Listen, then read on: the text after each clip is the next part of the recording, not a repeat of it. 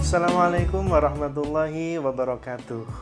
Hari ini kita akan belajar tentang fungsi kalimat, yaitu subjek, predikat, objek, pelengkap, dan keterangan.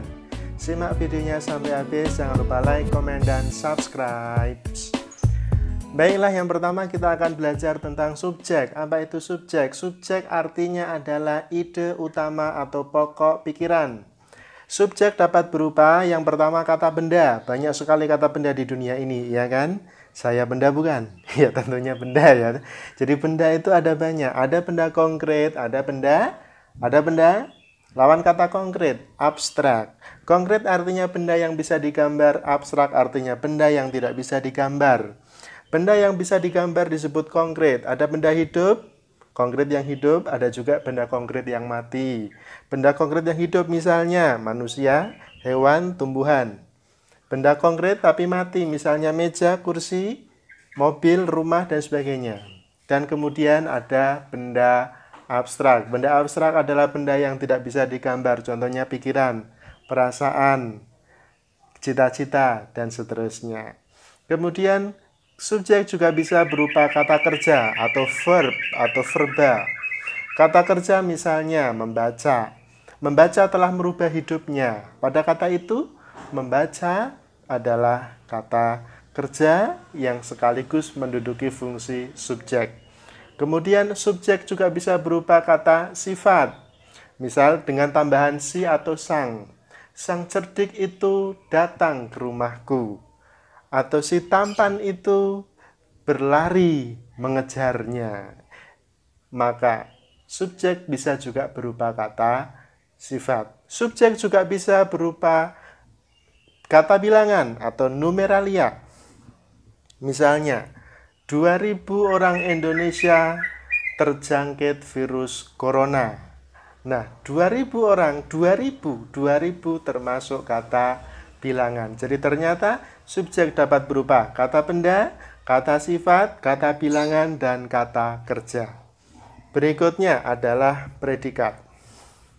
Apa itu predikat? Predikat artinya sebutan atau gelar. Predikat dapat berupa kata kerja, juga kata benda, juga kata sifat, ya. Contoh misalnya, predikat dengan kata benda, misalnya ayahmu guru bahasa Inggris, ya. Ayahmu subjek, guru bahasa Inggris adalah benda hidup, gitu ya.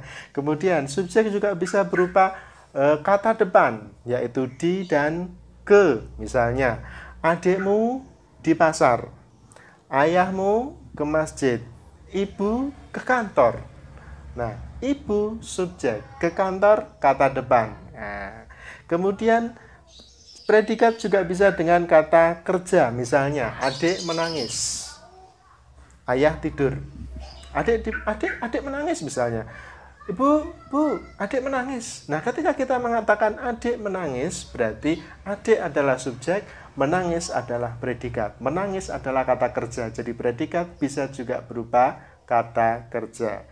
Berikutnya, predikat juga bisa menggunakan kata sifat. Misalnya, gadis itu cerdik. Gadis itu subjek, cerdik adalah kata sifat predikat. Nah, berikutnya objek dan pelengkap. Objek dan pelengkap hampir mirip. Objek artinya kata benda, pelengkap juga berupa kata benda. Dua-duanya kata benda, tapi coba perhatikan contohnya agak beda. Misalnya, dia berdagang makanan di pasar. Dia berdagang makanan di pasar. Kalau objek itu harus ada, kalau pelengkap dia hanya melengkapi, artinya boleh dibuang.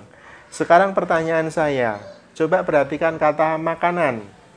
Saya ulangi, dia berdagang makanan di pasar. Makanan bisa dihilangkan atau harus ada? Ya, bisa dihilangkan kan? Menjadi kalimatnya dia berdagang di pasar. Makanannya hilang. Berarti makanan hanya pelengkap. Jadi artinya apa? P pelengkap keterangan, ya. Tetapi coba kalimat yang kedua. Dia mendagangkan makanan di pasar. Makanan termasuk pelengkap atau objek yang harus ada. Dia mendagangkan makanan di pasar. Kalau seumpama makanan kita hapus menjadi dia mendagangkan di pasar, maka muncul pertanyaan, apanya yang didagangkan, kan gitu kan? Jadi artinya makanan pada kalimat yang ini tadi, yang kedua, itu harus ada, maka makanan disebut objek. Jadi pola kalimatnya adalah subjek, predikat, objek, keterangan, gitu ya. Dia mendagangkan makanan di pasar. Dia subjek, mendagangkan predikat, makanan objek, di pasar keterangan. Nah, berikutnya keterangan. Keterangan sendiri ada banyak ya. Ada keterangan cara, ada keterangan tempat, ada keterangan waktu, ada keterangan tujuan, ada keterangan sebab, ada keterangan laksana atau bagaikan ya. Keterangan tempat misalnya di masjid atau di rumah, keterangan waktu misalnya di pagi hari ya, itu termasuk keterangan. Nah, keterangannya juga sifatnya manasuka ya, artinya boleh ada juga boleh tidak. Baik, demikian, semoga yang singkat ini bisa bermanfaat. Ada salah kata, salah ucap, saya mohon maaf. Jangan lupa komen di kolom komentar tentang kritik yang membangun. Terima kasih. Assalamualaikum warahmatullahi wabarakatuh.